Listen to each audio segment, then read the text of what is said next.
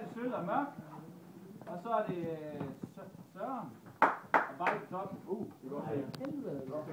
Vi kom herover. Hvad hedder det? Lad os lige i dag. Vigtig kamp. De ligger under os her. Lad os få, se om vi kan få 3 point. Lad os spille med hovederne. Vi er fandme snart 30 alle sammen. Og høje. Og høje. Så lad os bruge vores fornuft, og så spille med dem.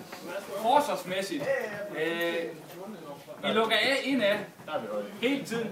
Så hvis vi skal have bold i dybden, eller i spillesbold, så er det udenom bakke, så ikke ind imellem de 2 meter fra os. Det er vigtigt. Og midtbanen, der skal Sølv være centralt. Du må have fået 10 meter den ene eller den anden vej, og så skal du ikke løbe væk fra det. Og så skal du Mørk. Så skal du løbe med i boksen hver gang. Og så de 2 kanter. Og så de 2 kanter. Hyttel. Det skal bare slås i boksen.